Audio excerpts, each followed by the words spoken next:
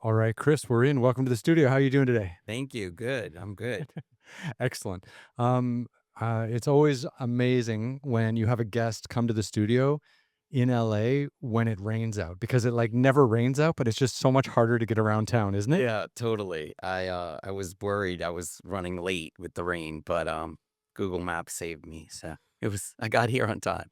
It's been such a strange start to the year. It's either like torrential wildfires or Right. rain. There's been like, I feel like in the first like 2.5 months of the year, there hasn't been anything else. Yeah, it's I was in New Orleans for the fires, but I my partner was here and I just looked so horrible. Yeah. And he was telling me about the ash and just everything, the aftermath, which is, Yeah. you know, Well, you mentioned to me you live on the west side, right? yeah. Yeah. So you would have got a lot of that. Yeah, we live in Santa Monica, almost West LA, so very East Santa Monica. So yeah, he said he was about 10 blocks from evacuation, which is Yeah. scary. And we know some friends that lost their homes, and one of our best friends is a teacher at a school in the Palisades. So her school's gone, and she's unemployed, and it was just insane. It was really crazy watching, because, like, I'm new to the United States, like, I've only been here, like, 14, 15 months. I've lived kind of abroad my whole life, and it's just, it's amazing. First of all, it was great to see, like, the community of Los Angeles and its people kinda band together to try to help, but the news media and just the chaos around, like, trying to figure out what was actually going on Mhm. and having those having your phone, like, beep at you, like, 3 times a day with these, like, police or fire department warnings, but they were all wrong. I don't know, like, it Right. was too much for me. Yeah. Yeah, because they would d given alerts and stuff that weren't accurate, Yeah. right? Yeah. Yeah, like, your phone would beep for, like, a minute straight, and you can't turn it off, Yeah. and then, like, another minute later, they'd be like, "Oh, that was sent by accident." I'm like, "What the hell?" Like, what, they spend, like, $1 billion figuring out that system? Right. Yeah, you'd think they'd have it down by now. But look, I'm so glad you're here. I love chatting, and it's so interesting that you kinda split time between here and New Orleans, and I just wanna get into, like, everything. So, maybe we just start at the beginning. So where are you from originally? I'm from New Orleans originally, Yeah. and you're getting me off of a 5-month stay there, so the accent is thick and, and strong. So yeah, I grew up in a suburb of New Orleans, just like 10 minutes outside the city, and went to school there, and then ended up going to college there as well. I went to Loyola New Orleans, Jesuit school, and then moved to LA pretty much right after college. So I think I reached the point now in age where I've spent almost equal time here as I have there. So Mhm. I'm truly like split. Um, and we can get into the early years, but come the pandemic when that hit, my partner and I saw it as an opportunity to spend more time in New Orleans, which we both wanted to. I have a mother who's 92, Oh, wow. and still going strong, so I wanted to be with her and spend some time with her while I can. And so we went back for the pandemic. One thing led to the next, and we bought a condo there. So we've been splitting our time ever since, which is kind of the dream, at least for me. How far flight is it from LA to New Orleans? About 3.5, Wow. 4 hours, yeah. I have never been out there. I need to get out there. Oh, yeah. You should do an episode of Nomad there. That would be Thank best. you. You've watched it? Yeah, I watched a couple of the episodes. Yeah. They're great. I wanted to come up with a show idea where I wasn't just hiking and climbing mountains, and I was actually, like, connecting with people who, live and create, in an urban environment, and I loved it. It was so much fun. Yeah. Yeah. Well, that's why New Orleans would be a perfect subject. I mean, I know you're not doing United States really yet, but when you went ready to, because it's just the food, the music, the culture, it's really like being in Europe. That's what I tell people. If you can't afford to go to Europe, go to New Orleans. It's the closest thing in the United States. It's just so old and just beautiful and full of culture and um food, like I said, you'd enjoy it. It's not the place to go to hike because it's flat. No mountains, not a lot of bike trails, but, It's, like, below sea level, yeah, isn't it? it's yeah, it's not even just flat, it's sunken. My So my favorite rock band are the Tragically Hip, and they had a song that says "New Orleans is sinking, man," and I don't know how to swim or something like that. right, that's great. I don't know them, but I love that. Yeah, so no none of that, but for Nomad, it would work, definitely. What was it like growing up in New Orleans? Because like, from the outside looking in, it's a party town, and people go there and, for spring break, and it's chaos. I mean, like, what was it like being, like, 10 years old and around all of that? Right. Yeah, it's interesting because, like, it was part of the lifestyle, like, it's all I know or all I knew as a kid. But it's funny, just like anywhere, y- y- it's normal in the sense of, it's family time. I'm the youngest of 7 kids, so I have from a huge family. Um, and so it was school and church and, activities just like normal. But then, of course, there was Mardi Gras and like, you know, uh, I always say they throw a parade for anything in New Orleans. It's like, Thank God for that. yeah, right. So, but I didn't know any different growing up. I think maybe, although I don't know if this is true, but I feel like the drinking may have started earlier. Like, I can remember um, at the end of freshman year of high school, like, a friend had a keg party, like, it's like we were probably 13, 14. Yeah. So and then, of course, we were sneaking into bars on Bourbon Street in high school, juniors and seniors in high school, which is, I guess, not normal. But, because of that, by the time I got to college, like, Bourbon Street was like, "Oh, okay," like, but I'd already been doing it a Mhm. few years, so it wasn't I think that's so important, like, to get it out of your system when you're young, because I really think, like, I've lived in Europe off and on over the last few years, especially during COVID and stuff like that, like, I was in Switzerland, and, like, you always see, like, 10, 12-year-old kids, like, drinking wine at dinner with their parents. Yeah. So then, like, when they are alone with their friends, they don't binge, right? And Right. they're like, "Oh my god, we gotta finish all this before the parents get home," or something like that, Yeah. which is the worst thing to do. Yeah. It's so much better, I think, when you grow up around some of these vices Yeah. and you kind of experiment a little bit with them, so that when you are out on your own and you're older, it's kind of like part of the part of the wallpaper and not something that you're, like, completely attracted to that's gonna destroy your life. Right. Right. Well, that happens anyway sometimes, but Sometimes. yes, I do think it's better to be exposed to that, at an early age than the first time in college. Like, I know a lot of people go to college and it's the first time they're, like, able to drink ever, and Mhm. it's like they go nuts and Blackout drunk. blackout. Well, yeah, right, the first weekend, and you're like, "Whoa."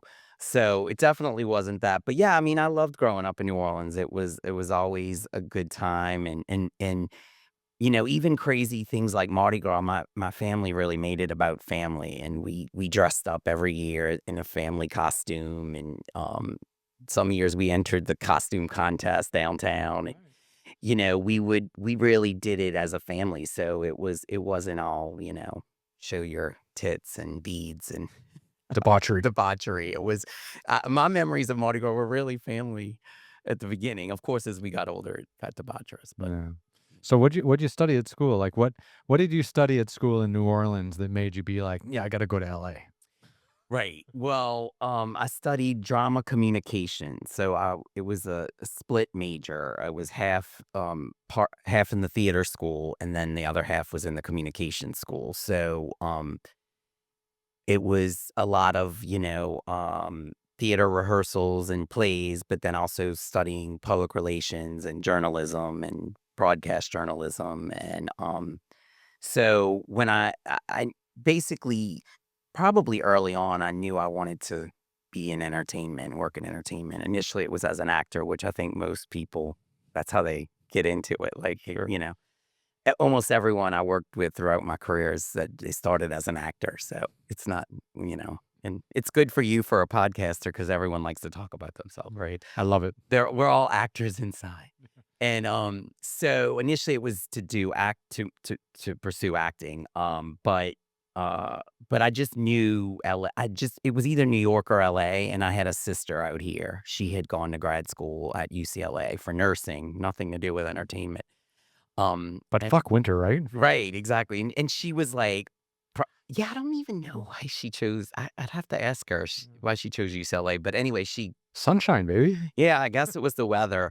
And then she ended up getting meeting a man here and stayed here. So as a kid, and she was much older. I have a lot of older siblings. I'm the youngest, and they're all much, much older. So she was here all throughout my childhood mostly. So I would come visit every summer. I'd spend, a few weeks here with her every summer, and I fell in love with LA. And she lived in Santa Monica. So it was like I always talk about the light. I'm like, the light in Santa Monica and well, in LA in general is just different. It's Mhm. just it's different light. Yeah. And I really love that. And I like New York too, but I didn't have any real connection there. So when it was time to graduate, I was like, called my sister and said, "Hey, can I crash on your couch for Indefinitely. yeah, it's until I make it as an actor?" And she was like, "No." We're But putting time limits on this yeah, shit. yeah, but no, they were gracious. Her and her husband let me stay in the guest room until I got on my feet, which was great. So, but yeah, I wanted to get into entertainment. That was the big thing. Where did the drama school thing come from? Like, were your parents into it? Were some older siblings into it? Or were you just like, drama? Like, I mean, like, were you watching TV as a kid and were you like, this is like a life, maybe? Yeah, that's a great question because not my parents were not. They weren't. They're not even. My parents weren't even really creative. I mean, my dad was pretty creative, but not. They're neither of them were like. I guess they had an appreciation for the arts, but neither of them were creative types. And really, none of my siblings are either. They're like lawyers and nurses and business people. My brothers are engineers. Like, but I came out like singing and dancing, and it was. I think you're right though. I think it was TV. I think it was like watching TV with my parents, and that being like a kind of a fun down family time, um, and somewhere along the line, I can remember being a little kid and people being like, "What do you wanna do when you get older?" And I was like, "I wanna be a movie star." They were like, "Okay," like, Get in line. yeah, like, "Good luck." I'm like, It's this little suburb of New Orleans, like, it was so but I just yeah, for something I really just wanted to do it, and I auditioned for a play. My mom found an audition listing in the newspaper, back then it was in the paper, and, she said, Chris, you wanna do this?" And I was like, "Yeah," 'cause, I wanted to that was my chance to be an actor, and, it was a local theater, community theater, and she, called the director and said, "My son's interested in this, and we don't know if he has any talent, basically, or, if he can do it and, if you would give him a chance." Of course, I didn't know that as a kid that she had done that, but so I went to the audition and he gave me the role and Oh, nice. yeah, and so I did that and I don't even know how old I was, probably like 10. And that was it. I was like, this is cool. I could do this Mhm. and sort of did plays ever since then. And I think a lot of kids get into that. Like, I remember my brother, he's 3 years younger than me. Like, my mom got us into like the commercials and stuff like that at like maybe like age 7, 8, 9, 10, something like that. That's like, I think when it starts. But you want to hear a funny one? yeah, you were like in commercials or auditioning for commercials? Yeah, we were auditioning. I never booked any. And then I don't know, I kind of like aged out and I got into sports and I was kind of really into basketball. Yeah. But my brother stuck with it and he was like trying to get into a lot of stuff. And he was playing my brother was playing baseball and soccer with this one kid that he was going to all these auditions with. And that one kid was booking everything. And his name was Hayden Christensen. Get out. Get out. Yeah, the fucking Darth Vader, right? Right. That's amazing. He's so talented. Yeah, and it was so funny because like, we grew up with him because like, he was always at our house, and, my brother was playing, I think, baseball and soccer with him because 'cause they're the same age, and yeah, they were like, his mom and him were always at the same auditions we were because he grew up just outside in a suburb of Toronto Yeah. where we grew up as well, and yeah, he was just always around, and then I guess I gave up kinda first, and then I think my brother gave up after, like, in a year or 2 after, but Hayden stuck with it, and then he gets he's in Star Wars and all this shit. Crazy. One of my favorite movies ever is Life is a House. And he's incredible in that. Who's the father in that? Um, uh, um, He should have won an Oscar for yeah, that. should have. He's Yeah, incredible. Kevin Kline. Kevin Kline. Yeah. Yep. Absolutely amazing. One of my favorite movies. Yeah, I love it. perfectly written. Perfectly written, beautifully done. I mean, I was like a mess. It's interesting, like, it's interesting, like, his career, I always find funny, like, you come out and you do a Star Wars movie, Mhm. right? And then everyone wants to put you in an action movie, and then, like, I think a few of his movies, didn't do really well, even though they were super interesting, and then And then that Kevin Kline movie, yeah, what is it? Build a House, or Life is a House. just stunning. Beautiful. Yeah. Yeah. My dad passed away from cancer when I was a sophomore Oh, in sorry started to my hear that. sophomore. Yeah, thank you. End of my sophomore year of college. So it was about his son and his dad. So I was like, oh, killed me. Like it was so beautiful. I guess that's probably why it's one of my favorite movies. But Mm. yeah. We all and it's funny how we all, like, pick things out of each movie that kinda connects with Yeah. us, so Yeah. I needed like when it came out, I really needed it. I don't know, it hit me. It stuck with me. That's beautiful.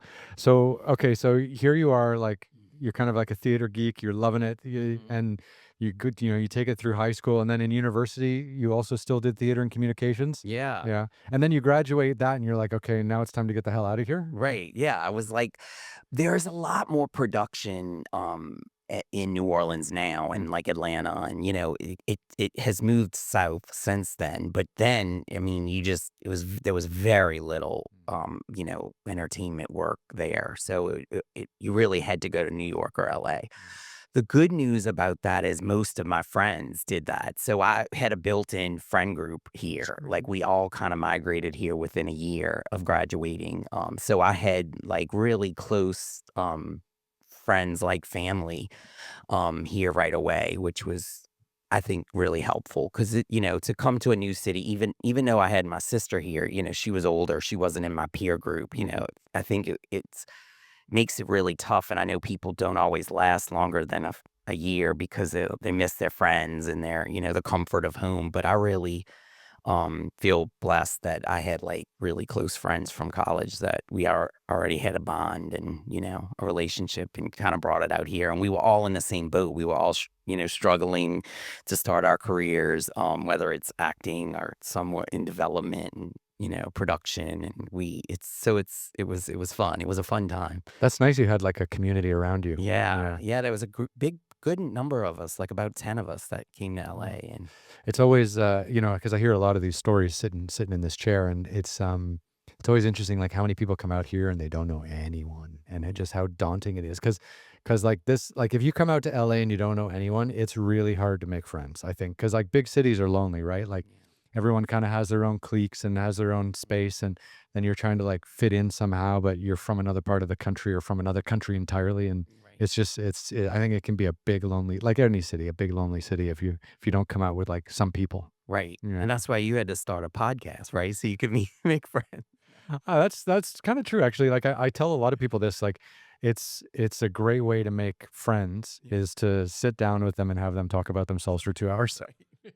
And you found the perfect place to do it, Yeah. LA. Everyone wants to talk about themselves. And you know what? Like, sometimes, like, some people, like, every guest is amazing, first of all, like, every guest is amazing. I love hearing all their stories and asking questions and just having that connection. But then some people, like, you catch up with socially, and then some people you might end up doing a little work with too. So it's a Yeah. great way of, like, curating a friend work group and still kind of making content so that people can follow along and also learn about other people doing amazing things, and people are promoting books or films or other projects they're working on. So I just feel like the more we all sit down and talk, the better the world is. I couldn't agree more. Like, there's nothing more interesting to me than talking to someone new. Like, Yeah. and my dad used to always say, like, the most intelligent people he ever met in life were asked more questions than they did to speak, which is because they were listening and learning. And Yeah. I just find, hearing people's stories interesting. So you're staying with your sister and her husband on their couch or guest bedroom in Mhm. Santa Monica, and you're like 22, 23. Okay, so tell me all the terrible jobs you had while you were going to auditions trying to be an actor. Um, okay, so the year between, so I graduated in May of '97, and I moved here in March of '98. Mhm. And I never will forget. We arrived. My first roommate and I, Did you drive out? we drove I love those stories. my Like, I car. put everything in the car and just went west. That's it. That's totally it.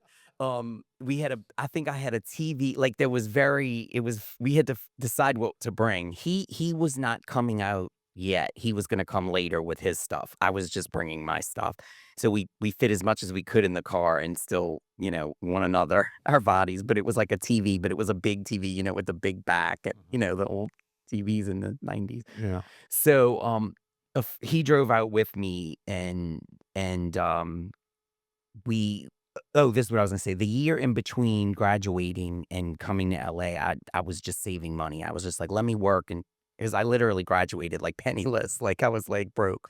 I did a theater, apprenticeship in Vermont. It was like a, summer stock theater, and, I was an apprentice for that summer right after graduation, summer of '97, which was also life-changing. Like, I met the greatest people. It was I always tell people it was like the real world with 21 people. Like, we lived in this big house and all, like, did theater, like, built sets by day and partied and did theater at night, and it was so much fun. But anyway, because of that, spending that summer there, and I didn't make any money. It was all, like, free labor, and, so I had no money, like, whatever money I had saved, I had spent in that summer. So I came home and said, "I'm gonna wait tables." I had never waited tables. I was like, "But what's a quick way?"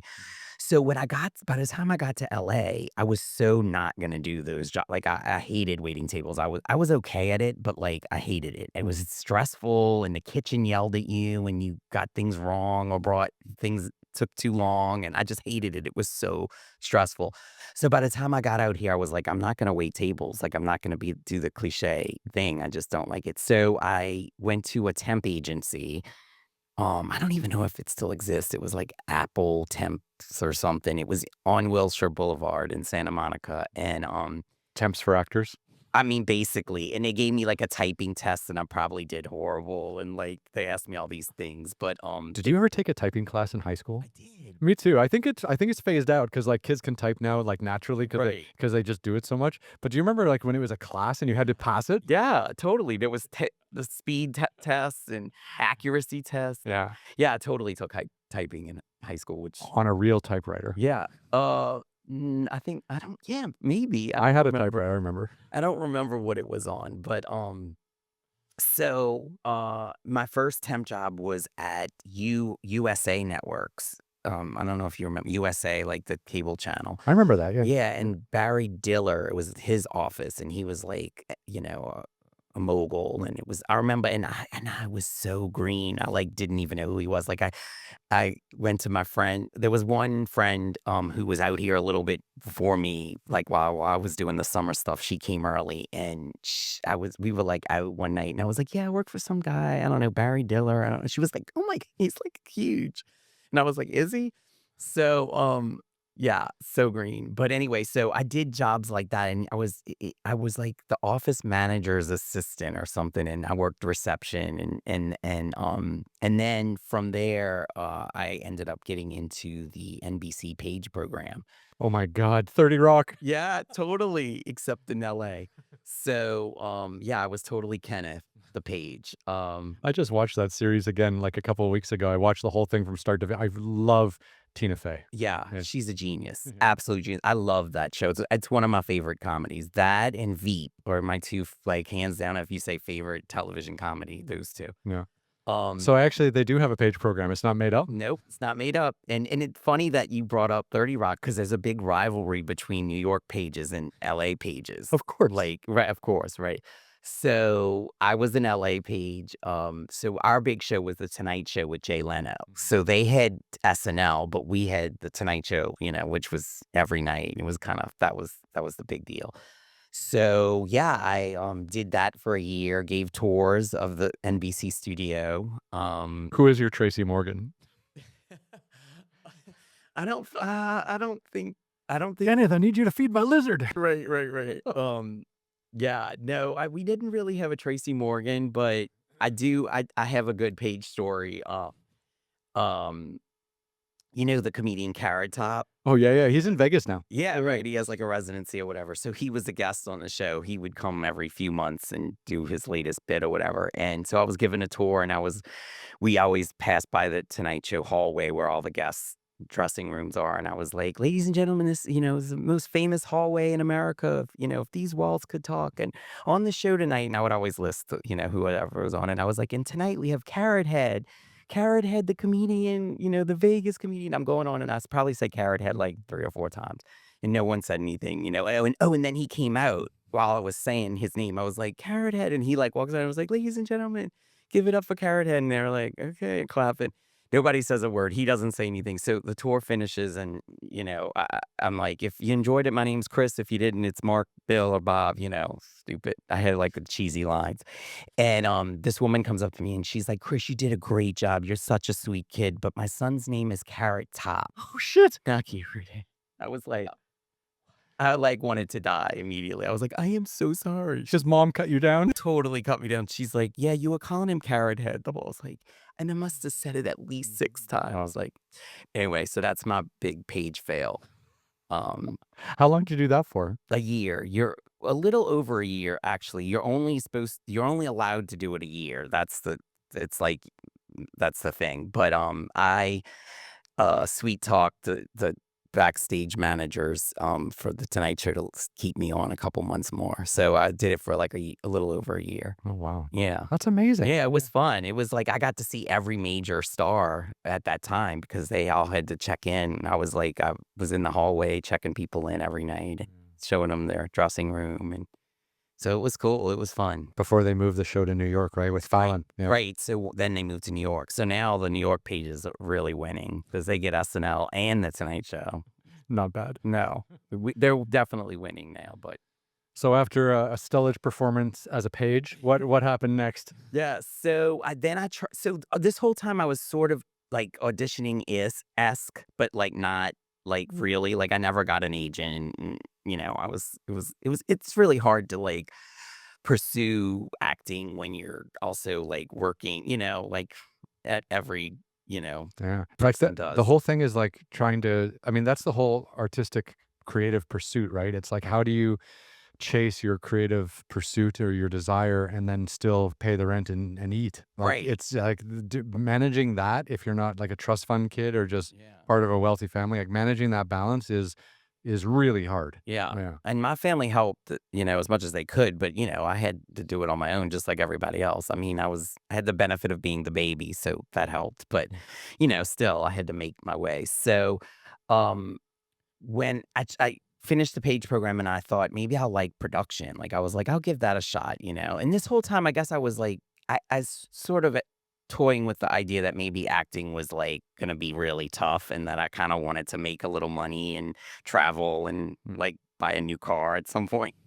And so I think I was like starting to process all that during this time. Just one sec. So sorry to interrupt you, but like you're a page working at NBC and you're probably working like 10, 12 hours a day. I'm just guessing. Sometimes, Yeah. yeah. So how do you even like get auditions? How do you prepare for auditions? Like how do you even do that like when you're working that many hours and under that much like stress cuz you're constantly on the go, I'm guessing. Yeah, you are. And I mean, the hope is that like I didn't have a SAG card or anything. So the hope is that you make a connection on the lot, like the Tonight Show would cast the pages in sketches because Leno did a lot of sketches. And so if they needed young people, they'd use the pages. So that was great. I got to do a few sketches for the Tonight Show, which was a big deal. That's great. And the fun thing about that was you found out that day. Like you'd go in that morning and the guy's name is Scott Alwell. Shout out to Scott. But he's still in LA. But he would call the head of the page program and be like, "We need, two guys at, 3 o'clock or whatever." And they'd come out and be like, "Who wants to be?" And we'd freak out and fight to be. So How many pages were there? uh, I'd say probably around 25 at one time. They rotate in and out because, like I said, you could only do a year, and they would bring in a new class about every month or two. So, and the classes were about 5 people per class, depending. Some were smaller, some were bigger. So it was constantly rotating. Constantly rotating Yeah. people in and out. So you would get close with each other, but then people would come and go. So, anyway, so I was hoping to just meet someone or get a SAG card through the Tonight Show sketches or, stuff like that.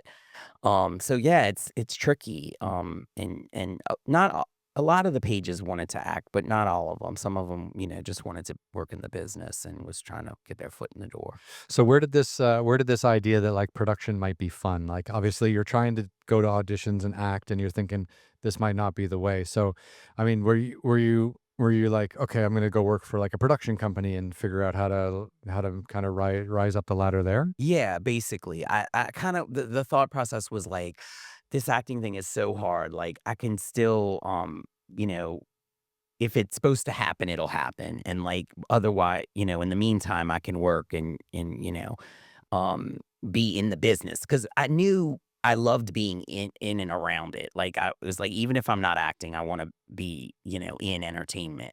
It's pretty sexy, right? Yeah, it was just well, and it was like kind of why I came out here. Like if I could, if I was gonna do something else, I could have stayed in New Orleans and Um, but so I thought production this is really why The Tonight Show was an amazing show and had an incredible production team and, like, it ran so smoothly and it was, on every night, so it was like it was a well-oiled machine, and then so I thought, like, production, that's production, like, it's and then you got these great guests and these cushy jobs, and they had hiatuses, week-long hiatuses 4 or 5 times a year, and I was like, I could do this." That's production at the highest level. Correct. But I was, again, 22, 23. I didn't realize that, so I was like, maybe I'd like production." So I got a PA job through another page friend who had gotten out before me, and they was staffing up this sort of a game show, called Your Big Break, and it was a karaoke style competition. So the spin on it was that they searched the country to find in karaoke bars across America to find people who could sing and actually sorta looked like the people they sounded like. So, like, if it was Dolly Parton, you'd find a big, blonde with, big boobs, and she would come in and she would not only look like Dolly, but sound like her. And they would walk through this door, and the magic of editing, they would come out and they would be dressed up like Dolly. So, and then they would compete with one another, and the audience would vote and blah. So I was a PA and for Your Big Break, and, I hated it, like, hated production. I was, like, running around getting, like, McDonald's for the contestants, and, like, they were all, like, annoying, and it was long hours and just and crappy pay, and I was like, "No, this is not, like" No. and I knew you had to start as a PA, like, that's how and work your way up, but I was like, that was not for me. I was Yeah. like, "If I'm gonna do this, I might as well just be acting," like, like, I didn't it just yeah, it wasn't my deal. It's torture. Yeah, Yeah. it's not I like hats off to all people in production. I think it's, I think they deserve all the accolades because it's a hard job and Yeah. I've always and for me. I've always loved production, but I've always been like out of the studios and out of the studio system and Yeah, out of the broadcast system, even mostly just kind of right. more independent where you can control everything yourself. And it's when that's a situation, it's amazing. But I couldn't imagine being a PA on a reality TV competition show where you're bending over to all these contestants and dealing with management and Yeah, the audience and everyone. yeah, It's exactly. too much. Yeah, yeah, all of it. And, yeah, and it was a Dick Clark production, I remember, and it was just, like, funny to watch the execs and how they how a show was run and all the behind the scenes drama and stuff. It was fun. So, I quickly realized production wasn't it. So, I was like, "Acting's a lot more difficult," not more difficult than I thought, because I knew it was gonna be hard, but it was, not like I wasn't a star yet, Mhm. and production wasn't it. So I was like, "What else can I do?" Like, I wanna stay in entertainment, and just around that same time, a really close friend of mine in the Page program was, working in publicity at NBC. He had gotten a job, in the, publicity team, so they were looking for a temp person in his area. So he was like, "Chris, you'd be great at publicity. Like you could totally do this." And we had similar personalities. And so he was like, "I love it. I think you'd love it." Did you drop Barry Diller's name? No. You know what's funny though is excuse me, a lot of, the pages, when they found out I was working for Barry Diller's office, they were like, "Why did you join the page program?" Like, the page program is so that you get that job. Like, that's why people are pages. Like, you already had the job. And I was like, "Yeah, but it was like the office management." Like, it was like an office manager. I was like, "That's not." She's For a studio head. right, exactly. Like, still right. No sense at all. Of course, and also the office was in the Water Garden, which is literally 6 blocks from my apartment. So, like, I was like and then I started commuting to Burbank. Like, makes no like, on paper, none of it makes sense, but it all worked out. So, I ended up getting the job in the NBC publicity, department, and that's kinda was it. The bug of publicity bit me, as they say, and, once you realize that you can do that and love it, and it's like it's you can't not do it.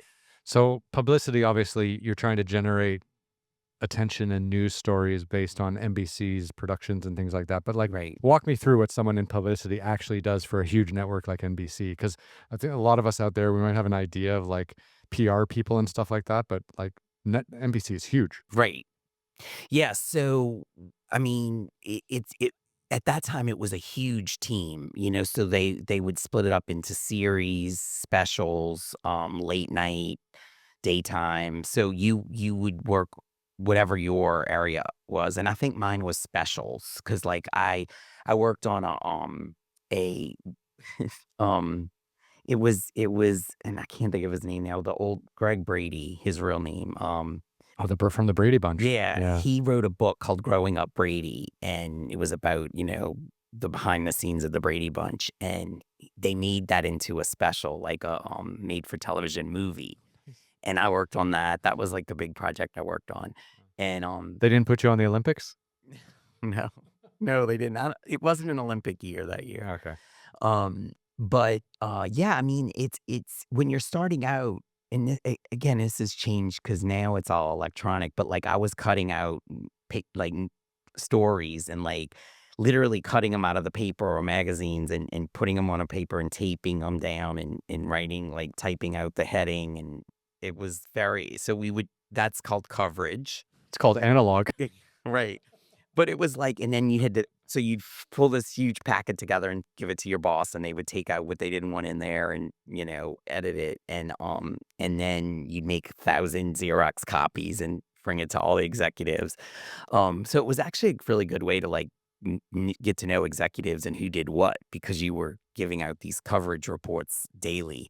So it's a lot of coverage, but And what were they doing? Like, I mean, would the executives look at that coverage and be like, "Oh, people like the show, people don't like the show, like the critics like it, the critics don't like it." Like, yeah, I mean, because the news media is pretty jaded Mhm. across the board, right? So if I was a studio executive, I mean, I guess back in the day, that's all they had was the news because now like there's forums and there's Reddit and there's social media, but Right. back in the day there was none of that. No, Yeah, it was the trades every morning, Variety, Hollywood Variety, Reporter, yeah. totally, every day, and that was the first thing you did. In fact, they would want us to get there as early as the trades arrived so we could start going through them and mark them, and then you cut out and do all it was insane. I think about it, it's, like, so crazy, and now they still do that, but it's now all electronic, and it's a cut and paste of the link and, send it out via email. So it's all done still to this day, it's just in a different way. Mhm.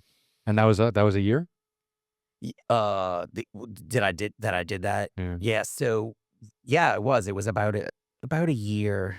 It was, yeah, like 6 months, not 6 months to a year, yeah. But you're right in the machine, aren't you? Yeah, so it was cool, and I got to, like, go to set and just kinda see how a network is run and the behind the scenes of a publicity campaign, and, it was really kind of at the height of NBC, it was I think it was post, Seinfeld, but, like, Friends was still on and Will& and Grace and West Wing, and so it was, like, really big, they had the biggest shows and Oh, West Wing. It's yeah, been a while since I watched that. that's good. Yeah. It's good stuff. So it was, it was an exciting time and, to say you worked for NBC was cool because it had all the, biggest shows.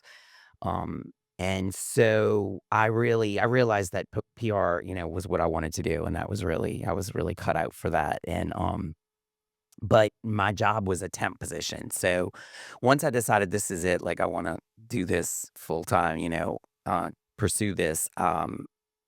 One of the directors of publicity at NBC had a friend who was a director of publicity at Entertainment Television, and so she was looking for a coordinator, and so they recommended me, and I got the job. So then I moved over to E Entertainment. I remember E. Is it still around today? Yeah, Yeah. still there. It's smaller, like Yeah. all the cable channels are.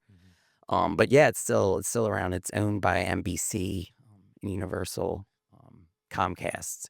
I remember watching it, like, back in the day, and, yeah, it would just be, like, all, like, entertainment and celebrity news, and Right. it was kind of like, what's the other one that's, uh, Bravo. not Bravo, there's another one, Entertainment Tonight is what I Yeah. was thinking of, Yeah. but it's like a kind of like a more kinda down and dirty, like, on the ground kinda look at what's going on. Right. Yeah. Yeah. It was yeah, like Entertainment Tonight 24/7. Like it Yeah. was all Hollywood news and gossip. And the the the first big show I worked on there was the True Hollywood Story, which is, iconic. And that was just the telling of all the famous Hollywood, tales and Killings. yeah, murders. I think I watched that. I think I watched the Mendez Brothers, Real Hollywood Stories once on E. I Yeah. think that was, like, the first time I got into that, and it was probably, like, late '90s, early 2000s. Yeah, it was yeah, and that's when I was there. I was there 2000 to 2006. Mm. So, yeah, so what happened so after the E True Hollywood Story, after my E True Hollywood Story now, was really the beginning, the burgeoning of, celeb reality. MTV did the Osbournes, and then that was huge and exploded, and then, um Kardashians? no, not yet. This is all before them.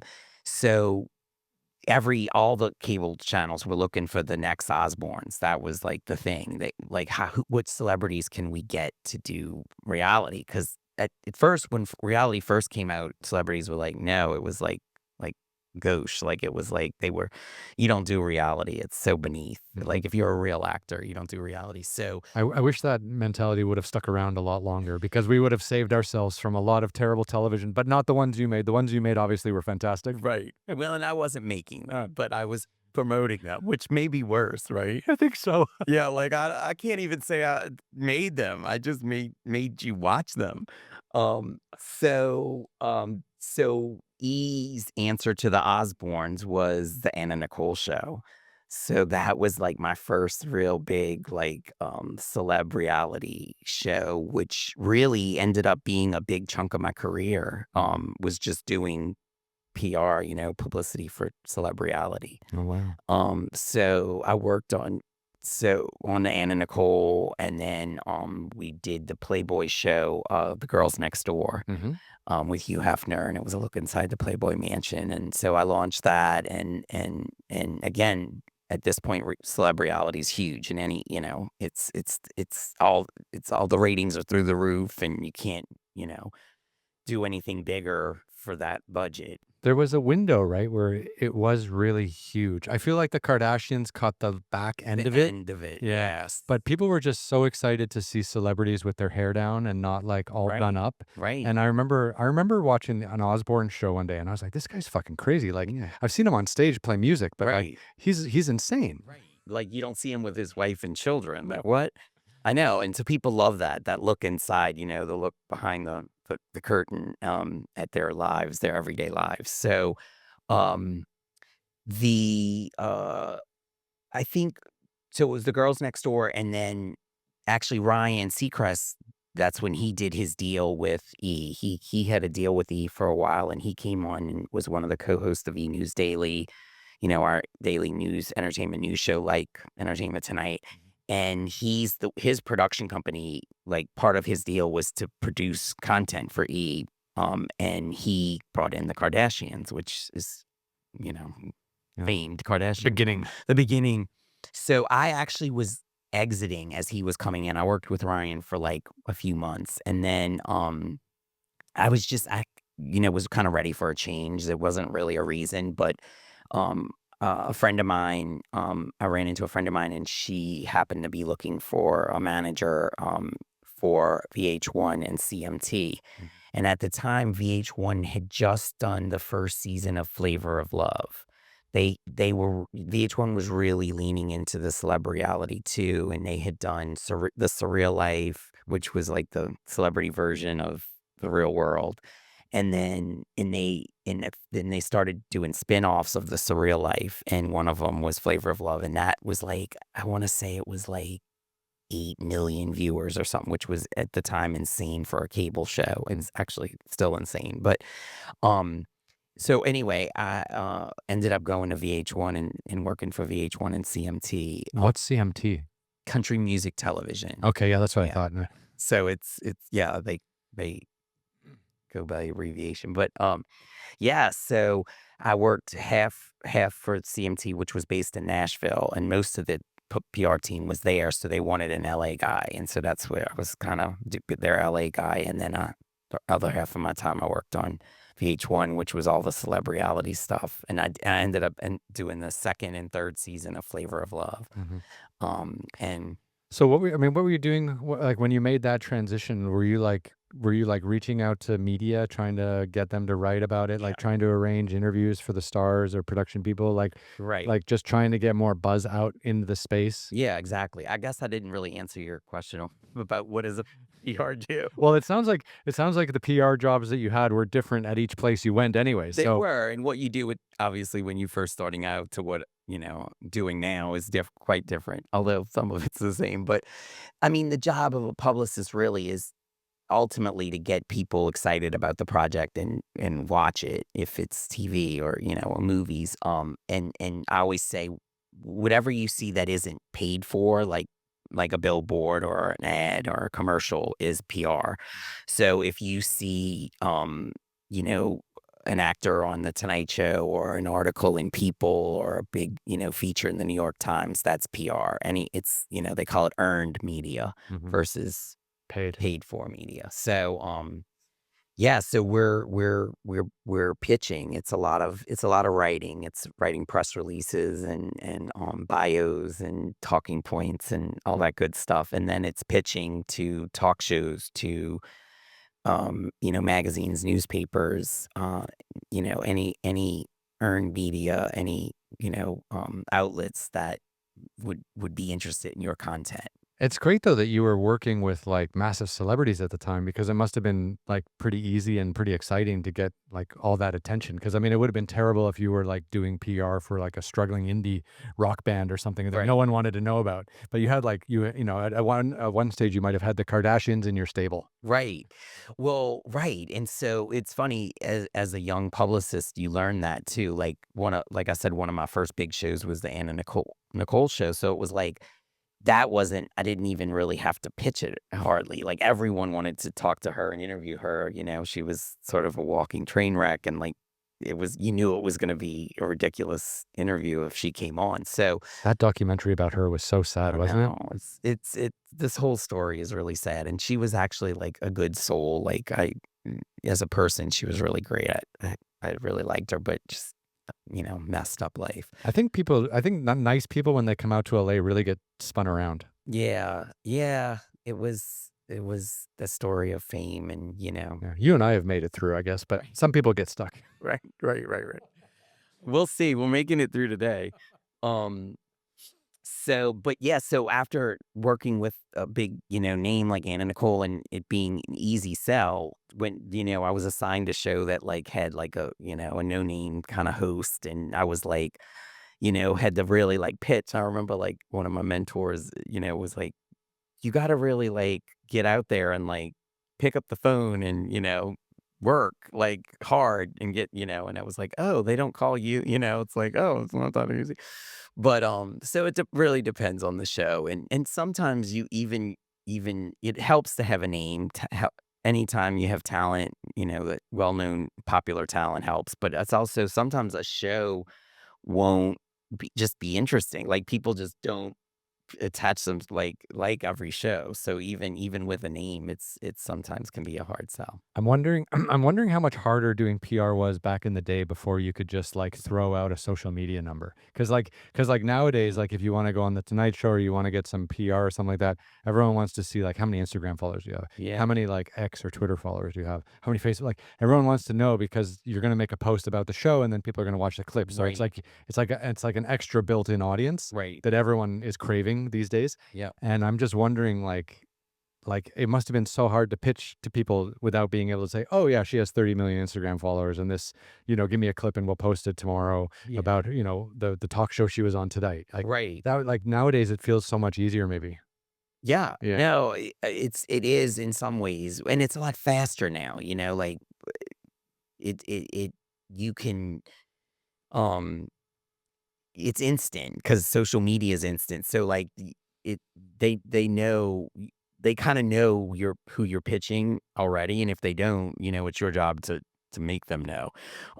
But it's true, social media wasn't, those numbers weren't around, so a lot of times we would cut a clip of, like, a really great interview they did, and that would be how we'd sell them. Like, if it wasn't a famous celebrity that people knew offhand, we would say, "This is, so and so is up and coming, and look at them on, blah, blah show, and look how good they are and charismatic and, Can they tell." talk? Can they talk? Right, they can speak and tele-friendly, whatever, so and that would help, but you'd have to have proof.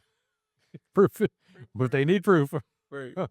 That's amazing. I've always kind of wondered, like, obviously I have a few friends now that are in PR in LA, and then but I'm just curious, like, having people who have kind of gone through that arc of having nothing to be able to show about someone, but Mhm. having interesting people that you just can't get on television or can't get into the media. Yeah, And then nowadays you get people with no personalities at all with 50 million Instagram followers, and next thing you know, like, they're everywhere. And right. it's just like a vicious circle of media attention and social media followers and Yeah. chaos. Yeah, exactly.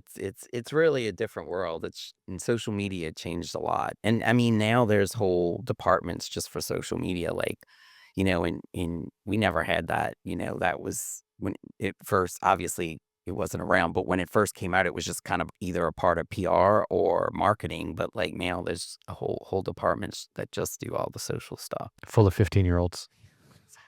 I know. It's insane. Yeah. Yeah. So what was it, E in the country music channel? Or Yeah, so VH1 and oh, CMT. So yeah, so I basically the company, it was Viacom who owned um VH1 and CMT, and then um the company changed, leadership changed, and different things went down and on the business side, and eventually I moved away from CMT and then just did VH1 for a while, and then did VH1 and Logo was the gay and lesbian channel, LGBTQ plus channel, and then eventually I did MTV. So it's sort of as the company changed, my role changed, and I was, moving up the ladder, um and so I guess career-wise, like, I did a lot of celeb reality, a lot of my early work was in reality and celeb reality, and then I started as we got more, into the music, VH1 and MTV stuff, I started doing temp polls, and that's like the VMAs, the, MTV Movie and TV Awards, the CMT Awards. CMT does a big country music show every year, just like the CMAs. And mhm.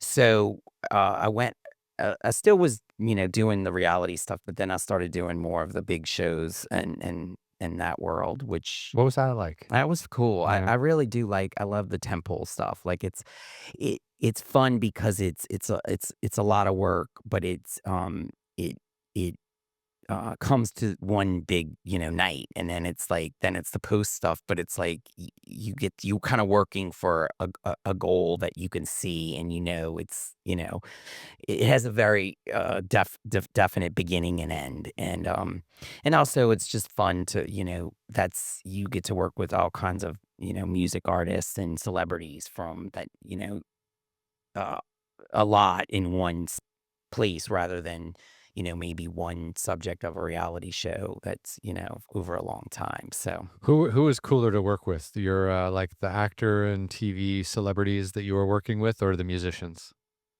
oh well, cooler is a no, It's tough. yeah, it's a tough word. Yeah. I mean, the musicians are always the coolest, but I will say that the country music artists are the easiest to work with. They're just so damn polite. They're so nice. Like, I'm a Southern boy, so shout out to the Southerners, but they are just sweeter and nicer and easier, and they they'll do the rounds, they'll do the press, they'll talk to the press and do, and they say yes a lot more often than some of the rock stars and the other genres, but they, but yeah, I mean, I think if I had to pick, the country music artists are the easiest to work with. That's nice. Yeah.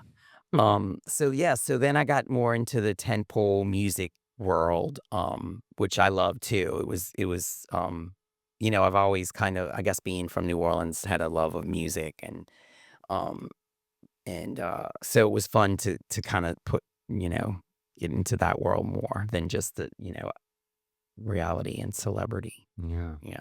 And I mean, like what, eh, I mean, you're moving, you're up in your career, you're Mhm. getting to, do bigger and bigger projects. What's the kind of end goal that you could have envisioned while you were doing those big tentpole projects in PR and publicity? Like, did, like, were you on a track where you would like, run all of production for like Viacom? Like, or, I mean, like, where were you heading?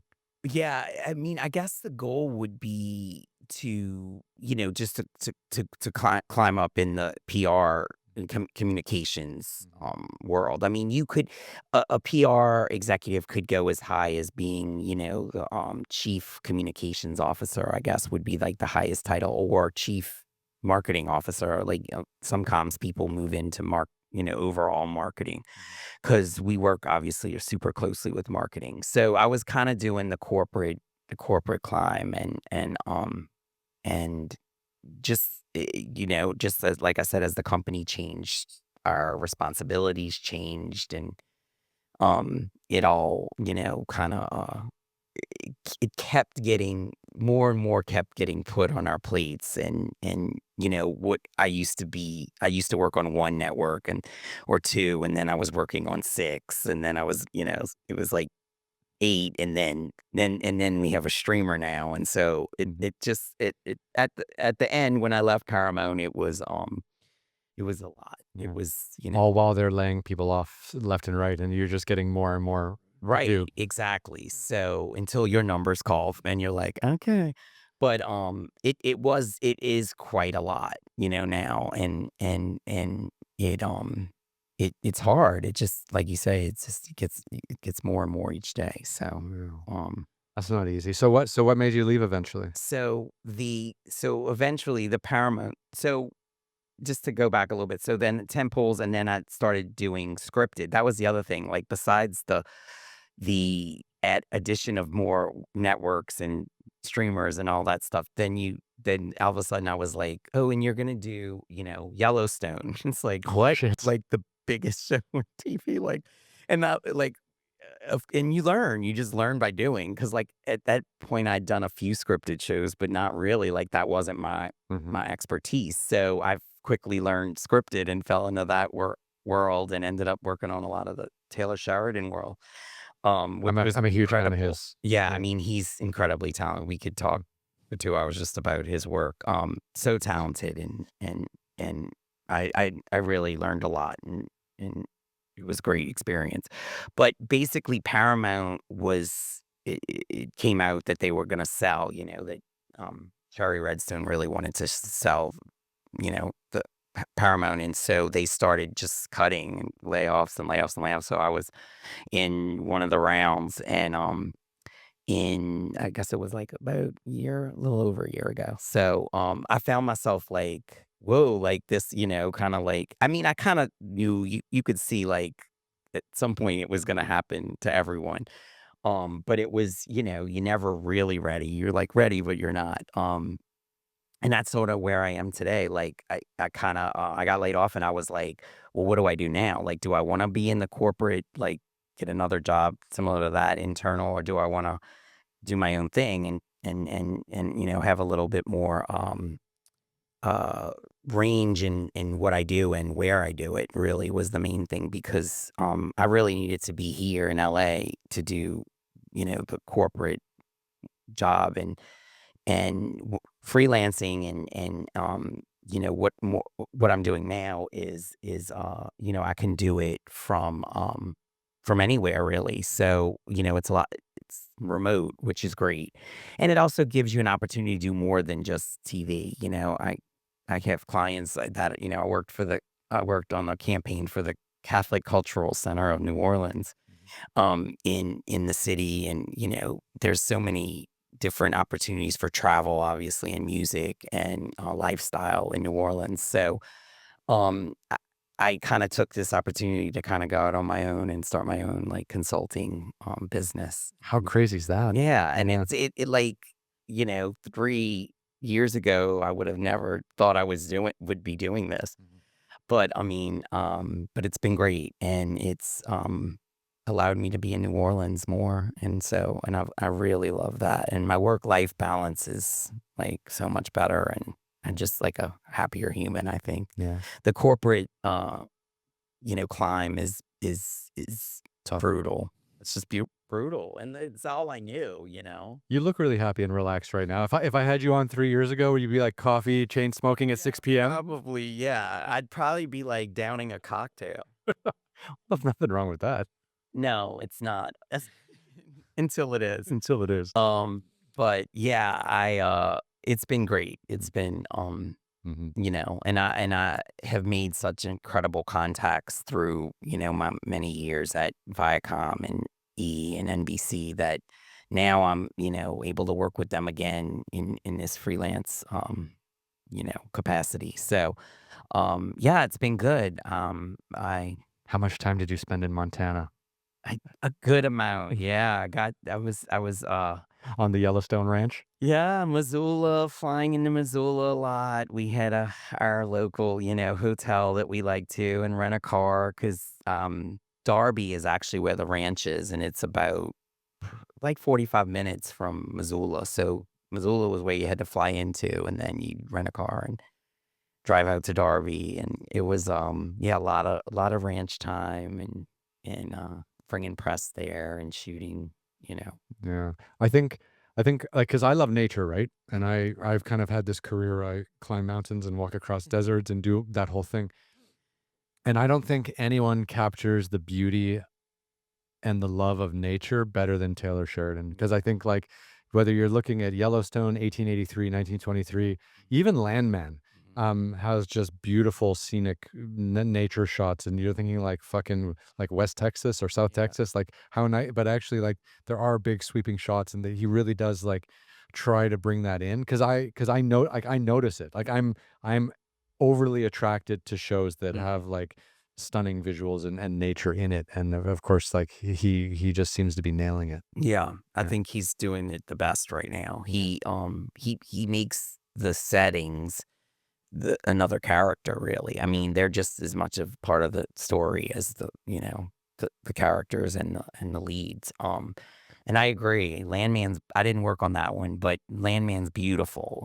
In that scene where they swim in that like pond or whatever, with Mhm. the beautiful young girl, and I was like, this is like the most gorgeous, and it's like a little man-made Yeah. like And there's it's at night, and there's, like, yeah, reflection, and they got the firecrackers right, going off in the right, background. and it's like reflecting in the water, and Yeah. it's beautiful. My favorite line from that scene, or from that moment, is when they get out of the water, then they start, like, making out in the back of Mhm, the truck, and then Billy Bob Thornton's character shows up and mhm. grabs the kid and, like, pulls him off his daughter, Right. and then he goes for a walk with him. He goes, "Walk with me for a second." He goes, "I hope someday you get married and have kids, and your daughter is as hot as my daughter," and or something like that. He's like, "My daughter's as hot as a $20 Rolex," or something like Right, that. right, And he right. goes, "Give me a fucking break here, man." Yeah, right. He's so good in it. So good. He's really it's definitely was made for him. Mm, Yeah, no, I really enjoyed Landman. It's really well done. Taylor's a master. He's the real deal, yeah. and it was I learned a lot working, on those projects. So So what do you like better now? Do you like working for Paramount doing 20-hour days, or you like working for yourself doing 20-hour day? myself for sure. Because it doesn't stop. No, it doesn't. I mean, that's the thing. It's still a hustle. It's just a different kind of hustle. Yeah. And now I'm hustling for work and instead of hustling to get to Not sad, no. It is funny though, because like most people think like, oh, you started up your own company, you're gonna have lots more free time, you're gonna be much healthier, Yeah. you're gonna get time to go to the gym. But no, you just end up working more. Yeah. It's just for yourself though. Right. There's something more gratifying about it. Yeah. Yeah. And you kind of create your own hours, which makes it feel different. It's Mm. not, you know, you don't have to be gr- attached to the Zoom calls and all that. You still have them, but they're not as many. I just feel like at the end, my time at Paramount, it was just like constant meeting after meeting after. I mean, you just didn't stop. It was like you at the end of the day, you had to actually do your work because Mhm. there was no time during the day. You will call, Zoom to Zoom to Zoom. It was like insane. So I think Elon Musk has a rule at all of his companies, and I don't know how popular this is these days because not a lot of people are happy with Elon. But he said like if you're in a meeting and it's not useful for you, you can get up and leave. And I just felt like that empowers people so much because like you do get stuck on these endless calls where nothing's going on and everyone's just listening but not really and off screen they're like checking their phones to see what's going on. And it's like why is everyone just spending their entire days doing this? yeah, yeah, and it's a lot of times it's like you need to be aware of it, but you don't necessarily need to be. You're not really participating. So it's yeah, I don't know the answer, but I don't miss that, I will say that, I don't miss the 16 calls a day or Yeah. Zooms. But it's really brave to, like, be working for a big studio and then go out on your own. Like, how hard a decision was that to make? Like, to just be like, "Okay, now I'm gonna be my own boss," after being, like, lock and step with the studio system for decades. Yeah, I mean, like I said, I couldn't have predicted it, it wasn't kind of my trajectory, it just sort of the way the cards fell, but I do think it was meant to be, uh and thank you for saying that, but honestly, it was like I got a couple clients that made sense for me to do it on my own, and they weren't like they didn't need me to be in house, and it wasn't like another big corporate job. So I was like, well, this is seems to be the route that is coming to me. So I was like, let me just explore that. So that's kind of where I am now. It's like Are you still in the entertainment industry? Like, you still doing, like, consulting and PR publicity for shows and stuff like that, or are you doing other projects? yes. So, my first two big clients were, like I said, the Catholic Cultural Center of New Orleans, which was fun because it was awesome to have a client there, and it was a new executive director who was an old professor of mine, and he's a great guy, and they're really doing some cool things. So I got to do like a 5-year communications plan for them, which is totally different than any campaign I did for TV. So that was fun. But then my main client that I started the company with is Live Nation Productions, and so They're huge. yeah, so it's the TV and film division of Live Nation. So they're the studio creating music documentaries and music related content, scripted as well. And so that's the main through line for their work is just anything to do with music.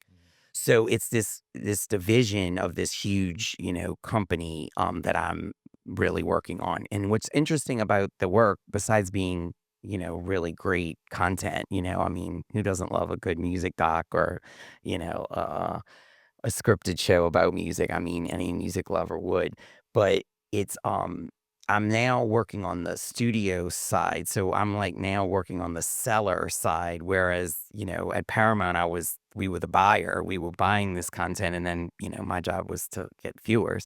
But now my job is to get someone to buy the content. So it changes the scope of the work in the sense of it's less, at least in the beginning, consumer facing and more trade facing. Now it's about getting, the trade stories and getting the word out there that we're making these projects. And so hopefully somebody buys them or, we put them in the theaters. And so it's cool to be on the other side and, it's different tactics and just kind of different press. And And for everyone out there, Live Nation does what exactly? Like, I know what they do, but just for the guests who might not be familiar. well, it's like any kind of live, they own venues and put on concerts across the world.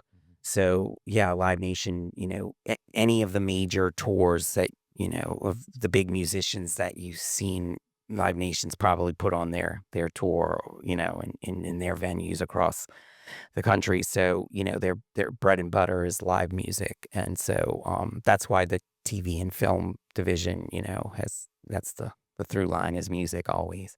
That's nice. So it's been fun, and it's funny because it kind of went back to my music roots, which has been great. And actually, I work with a couple of executives from MTV. That's kind of how I got the gig. So it was my old pals. That's nice, isn't it? When you can like work in one industry for 20 plus years or whatever, and you just have friends kind of everywhere. Yeah, and then they call you, like they had heard I got laid off and they knew I was looking and they were like, come help us out. So it's been amazing. I love the team.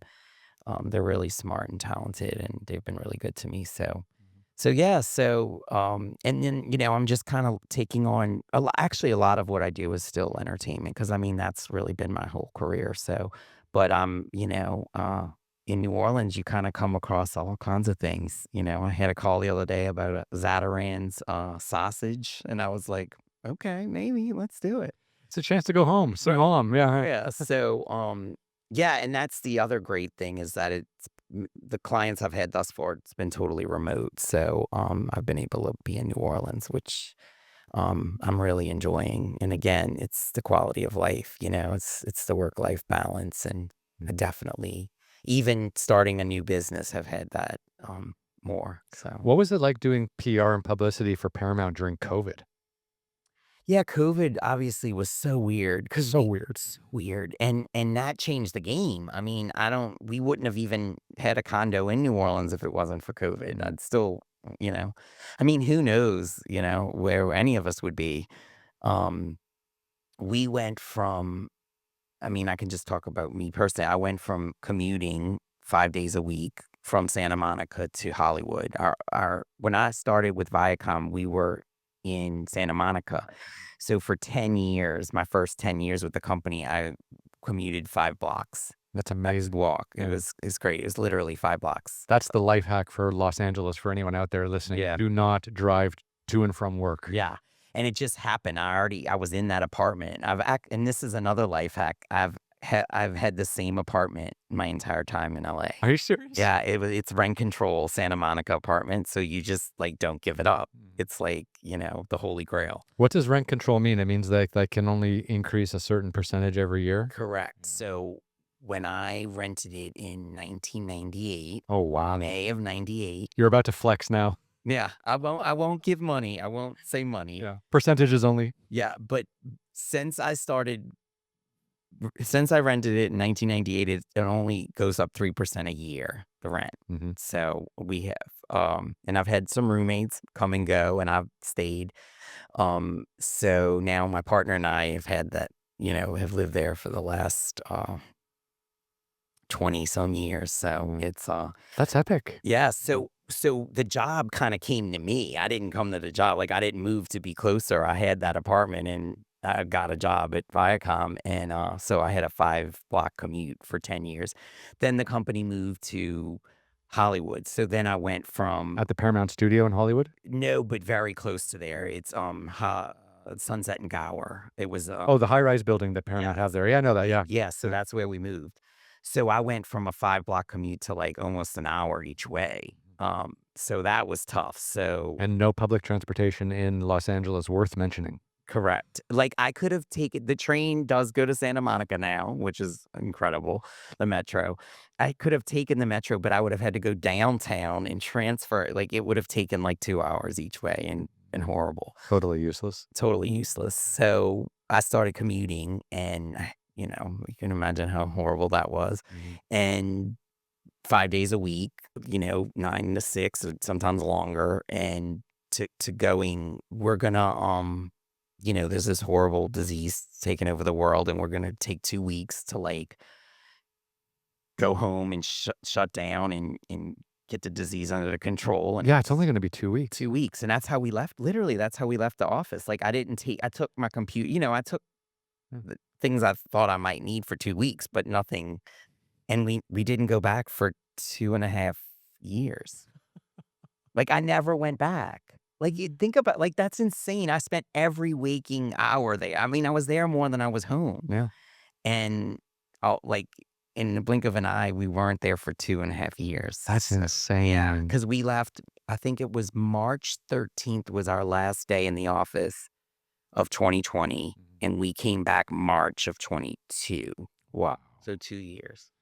I had a fucked up one. I was in Ethiopia filming Extreme Treks, one of my TV shows for BBC, on March 17th when the rest of the world closed, and then it was a race against time to kind of get out of Ethiopia and figure out like where to lock down. And then yeah, I was at this hotel in Istanbul because I went to Turkey, which was the last country to close its borders.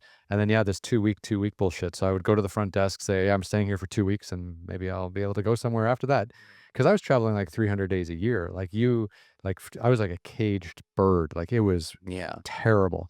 And Well, you made travel your I mean, that's been your career, so it's like to say you can't travel. it was awful. Like I was almost at the point where I was putting like, whiskey in Cheerios in the morning, and then Yeah. like watching Netflix from 10 a.m. till 10 p.m. and then falling asleep in a drunken daze. Like, because there was nothing to do. Like Right.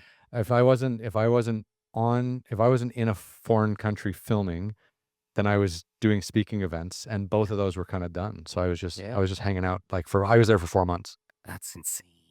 I mean, yeah, talk about clipping your wings. That's like I can't imagine. And you spent some time in Dubai too, right? Yeah, so I became a resident of Dubai in 2018 because what happened was for the first part of my career I was in China. I was there for 18 years, and I was for about the first decade I was working in journalism as a photographer. So I worked for like the New York Times, Time, Newsweek, Forbes, Fortune, Oh, which was wow. great. Yeah. And then in 2008, Lehman Brothers collapses, and obviously that was devastating to a lot of industries and to a lot of people. Right. But also it killed the print publishing industry. Not a lot of people know that or talk about it, Yeah. but like the rates for people like journalists and writers and like fell off a cliff. I remember that. Yeah. Yeah. So then I was like, well, I still want to travel and do cool things and meet amazing people. So I just decided I would try to make TV. And then from 2010 to 2020, I was just traveling the world. I made like 85 or 86 episodes during that time and was kind of going for it. And it was amazing. And then everything just kind of completely stopped. And this crap of like 2 weeks, 2 weeks, 2 weeks. Like I bought into it. I was like, I'm going to be back on the road in 2 weeks. Like I was roiling up my guys. I'm like, guys, we're going to be back. Like next episode is going to be in Indonesia or maybe Kenya. Like be ready to travel again. And then it never stopped. It was just debilitating. No. Yeah. Yeah. That is. I can only imagine from a travel.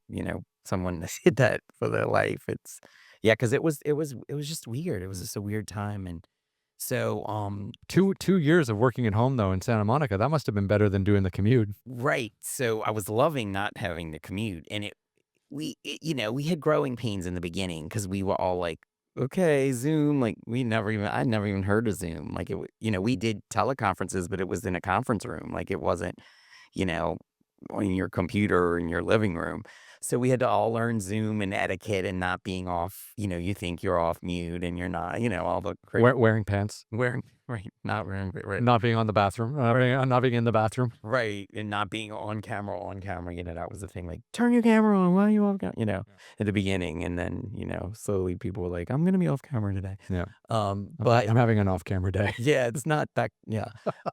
So that was all crazy, and then yeah, that's how we ended up going to New Orleans because the 2 weeks kept getting pushed, kept getting pushed, kept getting pushed, and so good friends of ours who I actually work with, the wife, they had a house in New Orleans and an apartment here, and their lease was up here, and they said, "We're gonna go to our house in New Orleans, like, we can work from there, why not?" Just the same as we can work from LA if we're not going back anytime soon Yeah.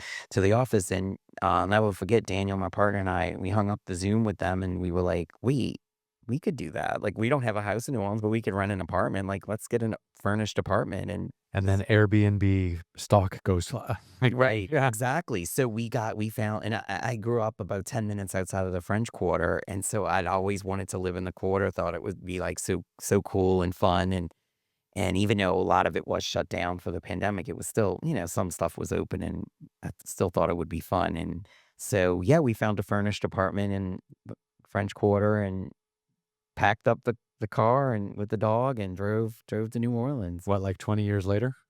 20 years later, you drove back? Yeah, basically, yeah, like 90 it was 98 to 2020. So we went, I remember we arrived on Labor Day. 2020, and we were gonna stay through till the new year, like, go back to LA in January. I was like, "Oh, the new year, we'll be back in the office," and we Yeah. weren't. So, thank God our lease, we extended it, and, then everything was for sale because people left the city and wanted out of their, condos. So everything around us in the French Quarter was for sale, so we ended up buying a condo and, moving from the rental to the condo and staying till March of '22. Wow. We never went back to LA until they asked me to come back to the office, and then even then, it was only 2 days a week, so And then they fired you. Come back to LA and suffer with a damn commute again, and then, by the way, yeah. you're terminated. Yeah, right, exactly. Thanks a lot. Um, They have bigger problems though, don't they? yeah, they do. Yeah, God bless. I heard that, I just read the other day, I just read today, that, the Paramount Skydance deal that they're trying to get through is being held up by one thing only, and it's that the current president, Donald Trump, has a lawsuit against CBS, Right. and that's why the entire Paramount Skydance deal is being stuck because they need to, have a resolution to that, court, that he's suing them. Yes, So that about the 60 Minutes interview with, yeah, Kamala, yeah. yeah. We live in a strange fucking time. Yeah. I feel like something happened in March 2020 and everything got really fucked up. Mhm. Politicians became insane Yeah. and everyone became a lot less nice. Mm, yeah. Yeah, well, people forgot how to be around other people, I think, there was a lot of, time alone and time in your house, and Yeah. I think they forgot, like, common Decency? decency etiquette. You want to say etiquette or Yeah, decency? decency too sometimes. It changed us, it changed the world, and in some ways for the better, but in a lot of ways not, so I it's used to go out a ton before COVID and now I'm totally content, like not going out at all. yeah, Yeah. we don't go out as much either. Yeah. I mean, and some of that's age, but also I think it's just, yeah, why? You kind of realize you can do everything at home. Yeah. So, If you think about it, it's so funny. Like COVID hits, we're all told not to go outside. And then capitalism kicks off and Uber Eats and DoorDash and all these companies start to make billions of dollars mhm, because they adjust their business model to cater to people stuck at home. right. And then you get Zoom, skyrocket valuation. Now they've come back down, but Peloton, Peloton, I have a Peloton. right? That was Yeah, huge yeah. back then. I'm a big spinner, so I was like, when SoulCycle closed the doors, I was like, "What? I'm gonna die. Peloton. I literally thought I was gonna die." It was like I gained so much weight at the beginning because I was doing SoulCycle almost every day, and then went to nothing, like walks to the park with the dog maybe. Yeah. But so yeah, I got a Peloton right away as soon as I could, Yeah. and Did you hit the bottle? I definitely drank a little too much during those first few months. yeah, I mean, that's definitely part of my story. I'm currently sober. Oh, congratulations. Yeah, thank you. I'm actually getting my 18-month chip next week, the 20th. So, That is no small task. no, so yeah, I mean, I made a lot of big life changes in the last 18 months. It, connect the dots, if you will. But anyway, it all is for the better. So, yeah, I really, I was always a big partier, heavy drinker, obviously, like I said, growing up in New Orleans, but it got really gnarly because of the pandemic, or it didn't help. Yeah. And yeah, it just got to the point where I was like, okay, I gotta have a new way of life. I think so many people hit that wall. Yeah. Yeah. It definitely, and in a lot of ways, I'm grateful for the pandemic because I've came to this, kind of a new lease on life. That maybe I would have taken me even longer. I mean, I wasn't a kid to become sober, but who knows? I could have been even older if the pandemic hadn't like sped it up. We're both 70s babies, I'm guessing. Yeah, yeah. Yeah, I got a big birthday coming up later this year. So, Congratulations. yeah, I guess. Yeah, and it's a big one, but I'm gonna live. But yeah, no, I mean, I'm at the best place I've been in a long time, like physically, mentally, emotionally. Not a lot of people who have had a career in entertainment can say that. Yeah, exactly. It does put you through the ringer, doesn't it? Yeah, yeah, and it can make you real cynical, and and Jaded? jaded and yeah, I mean, I don't want to be that way. So No. if I have to live in New Orleans, part time in LA to keep my Sanity? my sanity and happiness, then so be it. Mhm.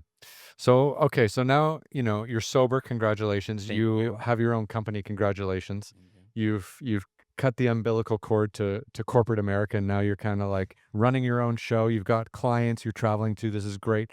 So where do you see your firm kinda going and growing over the next kinda, like, 6 months to a year? Like, where do you wanna what kinda clients would you dream to have? Where are you taking this? Yeah, I mean, I'd like to continue with, entertainment stuff. Like I said, that's kind of been my whole career, but I really would like to get into lifestyle, and maybe some travel too would be interesting. I feel like, it would be really cool to, Do podcast PR? yeah, yeah. Do you need some help? Of course. Delhomme Communications at your service. Exactly. Yeah, I mean, that's kind of the cool thing, like, for the first time really in my career, I could really do anything, in the communications world, which is really fun, and I'm open to it, and, I've noticed throughout my life, like, when I'm learning and growing is when I'm the happiest, like, even though learning and growing sometimes is, there's growing pains, and that's not always great, but I don't know, when I get too stagnant or, like, feel like it's becoming rote, and the same thing every day, Mhm. it's not good for me, so, that's kind of the exciting thing is, like, like, I don't it we'll see, like, it could go in so many different ways, and How nice is it to have your own company now and to be able to say no whenever you want? yeah, I mean, yeah, I mean, I recently had, like, a reality, show person, I wouldn't say star because 'cause they're not a star yet. Ouch. Yeah, right. No, but I mean, like, That's the most LA thing you've said so far.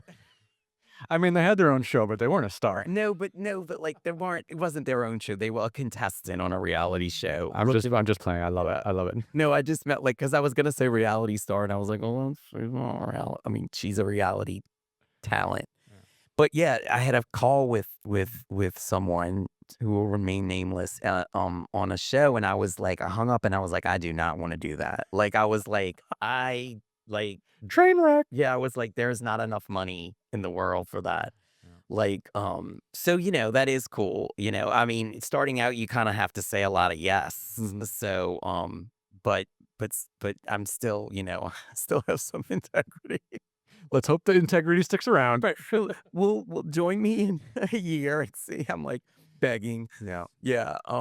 No, but yeah, I mean, there's just certain things that just sound more fun and interesting to me than others. And I've done the reality game. Not saying I wouldn't do that, but to represent, like, to be a personal publicist for a contestant, or it sounds like really challenging and Yeah. not fun. Taylor Sheridan should hire you. That guy needs some. I mean, he's got shows everywhere, but no one really knows anything about him. Yeah, but I think he likes it like that. Probably. And yeah, I actually know his personal rep, because from working on the shows, and she's amazing. In fact, she has my cowboy hat. Oh, really? From Yellowstone? Yeah, I bought a cowboy hat for the premiere in Fort Worth, and I left it at her house in Palm Springs. There you go. Again, a story for the ages. Somehow you end up at a house in Palm Springs and you leave your cowboy hat. So, Yeah. I need BB, if you're listening, I need that cowboy hat. Ship it back to me, damn it. Yeah, but yeah, it was, he's not a huge press person. He doesn't like to do a lot of press, so He did a really, really nice, like 3-hour podcast with Rogan a couple months ago, and yeah, that was I really saw good. that. Yeah. Yeah, yeah, yeah. Mhm. Yeah, if he likes you, like, if he, clicks with you, he'll talk, but it's tough to get him to sit in the chair to figure out if he clicks with he probably listened to Rogan's podcast and liked it. Yeah. Taylor's interesting, like, politically. He's like, you'd think he's super conservative, but he's not totally conservative. So he's, and I don't think he likes endorsing either way, but Yeah. Yeah, he seems pretty, like, socially liberal, but mhm. he definitely seems like he's, someone who wants to cut through all the bullshit. Yeah, Yeah. totally. I mean, Landman's like a walking, like, I fucking love it. the stuff he says in Landman, like, only he could get away with that. Yeah. Yeah, like, yeah. There's one great scene where, Billy Bob Thornton comes home after, like, an exhausting day of work because like, his job is shit, right? And he's working, Right. like, 20 hours a day, and his, like, estranged wife cooks this big meal, and then she gets all pissed off at him because he doesn't, like, bow down and say how great the meal is, Yeah. and then she goes into the kitchen in a huff, and he goes in there and goes, "Before we start this argument, what stage are you in your menstrual cycle?" And you can't I mean, like, no one can say that on TV. No, right. Like, does this have anything to do with, yeah, your menstrual chart? I love that honesty. Yeah, totally, and, like, he makes a quib. I noticed, maybe, as a gay man, I might notice this, but he made, like, a little, dig at Bud Light. Do you remember that scene? Like, Yes. when they're like, "We have a special," when they're at the what is it called? The bar restaurant that Yeah, they all go to. they all It's like go to, yeah. the Pit or something, that's not it, but anyway, and then the waitress is like, "We have a special tonight on Bud Light." And Billy Bob Thornton's like, "I bet you do," and I'm like, "Jesus." I was like, "Come on, Taylor, like, give us a break here." Taking digs at everyone. Yeah, Yeah. but it's like, again, who could get away with that Mm. but him? But, yeah, he's killing it. So do people hire like if people are making like a big show for Paramount or Netflix, would they use in-house PR publicity or would they hire someone like you or would they do something like both? Like Yeah, so would you also be working in conjunction with a studio PR team? right. Yeah. So, if it's a big show like Yellowstone, it's I mean, it's crazy, like, I can't believe they killed off Kevin Costner. I know, so well, he killed himself off, but That's a anyway. good way to describe Yeah, like, we will not go into the behind the scenes of that, because that's, again, that could be another 2 hours. But, Sounds like you're gonna have to come back. right. Yeah, I haven't even really got into my celebrity stories, just, Carrot Head. Yeah. But they hire, like, for Yellowstone, we had a team internally that worked on it, and then we hired an agency to help. So, I mean, big, huge shows like that, there's outside. So someone like they could hire someone like me to help the internal PR team, and then, or comms team, I should say, comms more than PR. My old boss would hate that. But then, which you may know, but because you work in TV, but then there's a whole nother world of awards publicity. Like, that's a whole, like, you may hire an agency to help you with the show campaign, to get people to watch. Then you may hire another agency to help you get an award, like win an Emmy or. The awards campaigning is too much. Yeah, Yeah. that's become a whole nother industry. There was the indie movie, that won the Oscar, right, for Best Picture and the Best Actress and Best Nora. yeah, Anora, thank you. I was going blank. Yeah. So that film only cost, like, I think $10 million to make or something Yeah. ridiculous like that, Yeah. but their Oscar PR campaign cost $20 million. It's insane. Well, again, another 2-hour episode could be on Anora, because did you what did you think of it? I have proudly not watched any of the movies that were nominated for an Oscar in 2025. There you go. And I'm a member of the Producers Guild, and I get free. I can go to all those movies for free. But Right. it was too much. Yeah. Like I was just being, but like I could have gone to 2 events a day Right. for 3 months, Right. and I would go to like one a week, and just try to be out there and like meet some people and Right. like watch a good film and maybe listen to a director or an actor or a writer talk about it. Mhm. But it was too much, and I just like rejected the whole experience. Yeah, it's a lot. So you didn't see any of them this year? I didn't see any. Yeah, I mean, again, I don't need to get into this, but I liked Denora. I thought it was, beautifully acted and Mhm. a good story, but I didn't think it was picturely. I don't know. I'm actually my best friend in New Orleans is a film buff, and she and I were just, and my partner too, were just just blown away. Not disgust is not the right word, but just like, what the hell? How did that win Picture of the Year? Because we try to see all the films every year and, Mhm. pick our favorites, and we were just really surprised at that. And so when we were coming back here to LA, I was like, I'm gonna do some research, some industry research on why Anora won Best Picture, because it was totally a surprise to me. Did you ask ChatGPT? Did it have a good answer? No, I haven't asked that. Maybe I should. That maybe they would know. One of my guests came in. One of my guests came in the day after the Oscars, and she could barely talk because she was so angry at the Oscars. She told me she was screaming at the television all night because like she loved Demi Moore. Demi Moore didn't win. Right. Like she loved like Timothy Chalamet, but Adrian Brody won, Right. so like the whole Oscars to her in her space was a complete disappointment. Yeah. And she was so angry and she was yelling at the TV all night that she came in the next morning and her throat was so hoarse that she went through like a couple glasses of water. I even brought her like a ginger shot. I was just trying to help her get through the Oh podcast my because she gosh. couldn't, and she kept coughing. She's like, "God damn it, like fucking Oscars!" Like, and I was like, "Well, it can't just be the Oscars. Like, it also has to be, just you can't keep your control your temper a little Right. bit, right?" Right. Yeah. No, we were She's very passionate. yeah. We're not quite that passionate, but we were like was like, "What?" And definitely wanted to me too.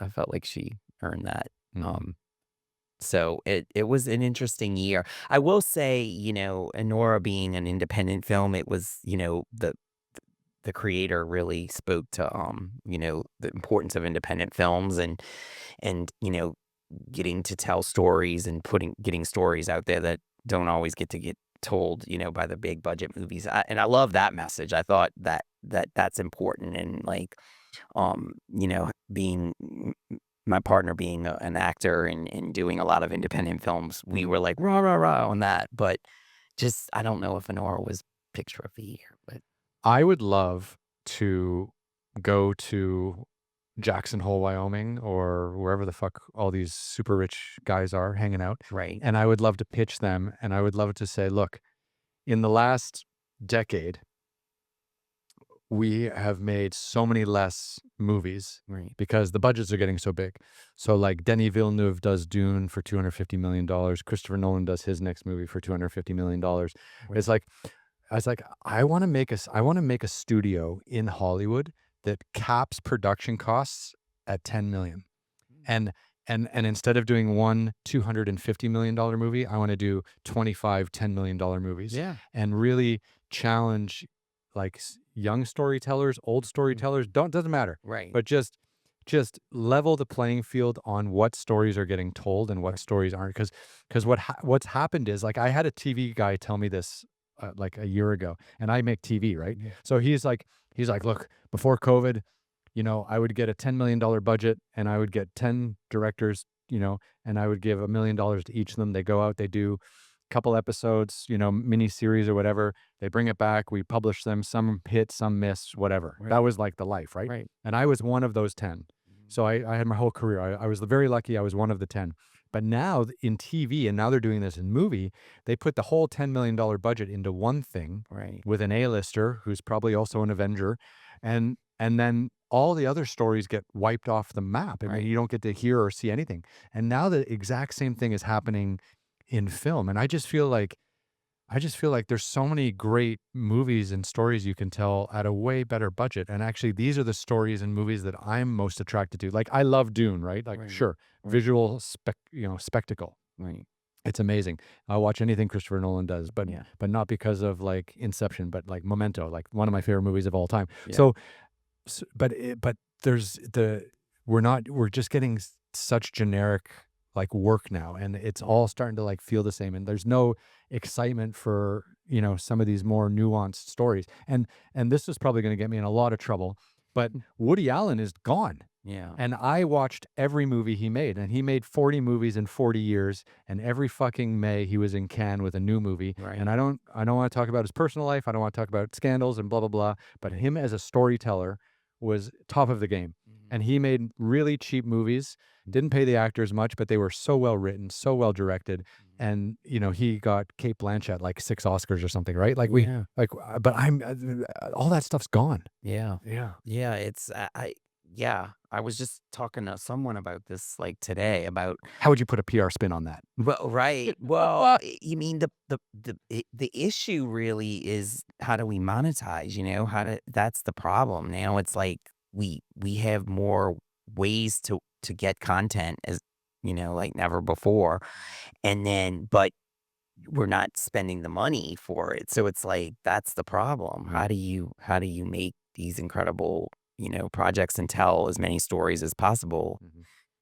but pay for. Yeah. So, I just feel like the whole industry is totally out of control. Like yeah. It's and the actual like the storytellers that aren't A-listers are the ones getting just destroyed because there's Yeah. no money left, right? At the Right. end of the day. I Right. just feel that's so wrong. Yeah. And there has to be a way to get low budget movies. Like low budget movies are good movies. There just has to be a way to get eyeballs on them where you don't have to spend the same amount of money on the film as you do for PR. But again, I hope that doesn't come out of your pocket. Right. Exactly. No. Yeah. Yeah. Leave the publicists alone. Leave the publicists alone. We deserve every penny we get. No, but yeah, I mean, it does make the jobs, harder and less work. I mean, across the board, even for publicists and marketers, and Yeah. it's it, content is king, as they say, and like if we're not getting a full range of content, you're not getting a full range of work. Hmm. So I mean, it feels like because like so I'm on the outside looking in, right? So I grew up in Canada. I've lived abroad for my whole life. Now I'm here, and you look at like what Hollywood has become, and there's only like 200 people, and they're all making the same stuff, yeah. and that's it, right? Mhm. And great action movies, great comedies, award-winning performances, sure, but it's only like 200 people that are all just kind of turning out similar stuff year in and year out, and that doesn't take away from the performances or the quality, but, like, the ecosystem of storytelling is way more like, the palette is way more developed than what we're getting, Yeah. and it's just, it's too bad that everyone wants to be, like, in these one of these, like, event movies, Mhm. like Barbie, holy fuck, like, Right. what a marketing campaign, like, they were everywhere I forever. mean, it was insane. I Yeah. mean, it's a case study in marketing for sure. It's like, yeah, I mean, it's interesting, and then it's like the way content is consumed too.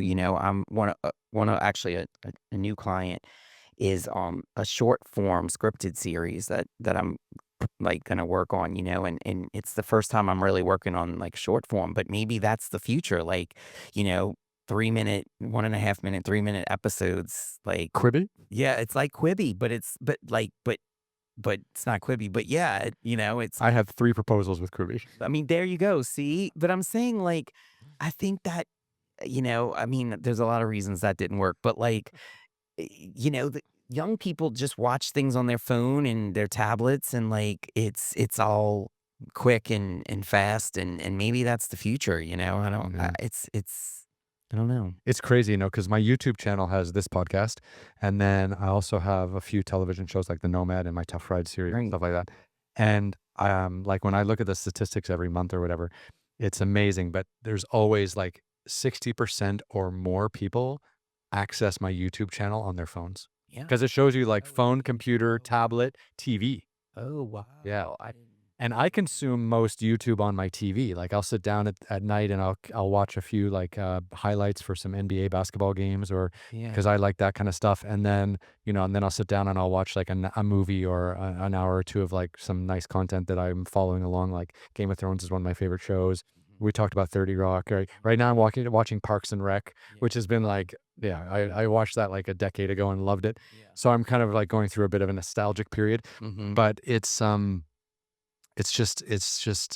really is amazing Yeah. where we are. Yeah. And I mean, I still like to see things on TV or, the big screen even, but like, yeah, I don't most people consume it on their phone or tablets, Yeah. especially younger people. So maybe this short form content is the future. Yeah. We'll see. I did see that you went to King's Landing in one of your latest shows. Dubrovnik. Grobnik. Yeah. Yeah, that was cool. Well, the thing about that is, so that episode's very special because we shot it in the summer of 2020. So what happened was I got out of Istanbul, and it was really hard to get out of Istanbul because of COVID. It was really hard crossing borders, and then I got out of Istanbul and I got into mainland Europe. And once you were in mainland Europe, you could travel around quite freely. So while I was in Istanbul for 4 months after the drinking bit, I was like, okay, I got to get back to work here. So then I started like reaching out and setting up all this production in Europe because Europe was opening again and things were looking good. So got into Europe, filmed in Switzerland, Germany, Poland, Malta, Croatia, Montenegro. The next episode of The Nomad is Montenegro, and it comes out in like 2 weeks. But Nice. so we got into Dubrovnik, and Dubrovnik is famously ruined by cruise tourism. So but it gives the locals a wonderful like opportunity to make money because so what happens is like a couple of these big cruise ships, they come in, they get bussed into the old town, they buy fucking souvenirs, they buy everything you can imagine that you do with Game of Thrones. King's Landing, snow globes. Yeah, everything. Right. And then like they come in for a day and then they leave. So the great thing is when we were there, I think we filmed in Dubrovnik October 2020, and there were no cruise ships. Right. So we had the whole city to ourselves. So like all the shopkeepers, the bartenders, the restaurateurs, the museum guys, like they all had time to talk to us, have a drink with us, Yeah. sit outside. The city was kind of empty. We could film anywhere. Like we had permits and permissions, but we didn't even really need them because like there was no one around. Yeah, and they were probably happy to have you guys. Like, They were. It was so much fun. that's cool. Yeah. Yeah. What a I think we were the only crew to film Dubrovnik during COVID. wow. Yeah. That's so cool. That is yeah, and they were saying how I remember I saw at the beginning the guy was saying that he knows every single person in the town. Like that was I was like, wow, like Yeah. so crazy. Ivan, my guide, he grew up inside the walls of the old town, and obviously he was in his 40s. So over the 40-year time he's lived in the old town, he still lived in the old town. He knows everyone and all the families and everything there. It's so cool. Yeah. It's like you don't hear that too often anymore. No, I mean, can you imagine knowing every person in LA? How miserable you'd be. I don't want to. No, thank you.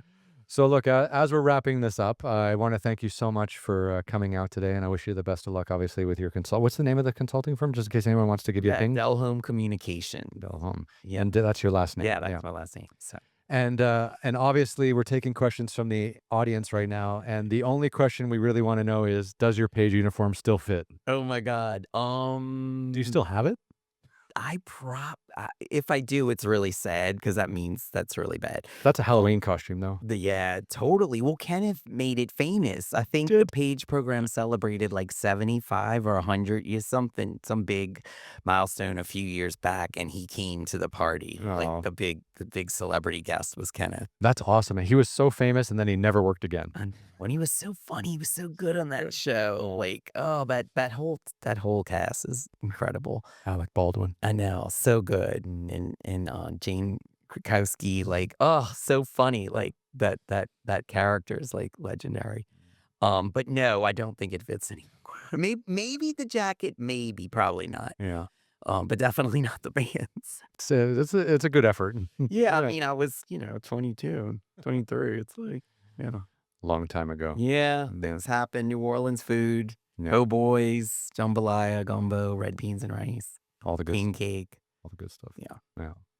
Well, look, I wish you the best of luck. And if you ever want to come back on and talk about one of your projects or something that's coming out, just let me know and we'll get back on the mics and do it. But thank you so much for swinging by today. Thank you for having me. This has been fun. And we just go up here so people can see we're in the same room.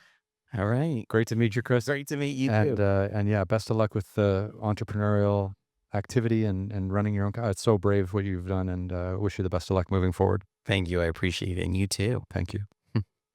Fade to black, and we're out.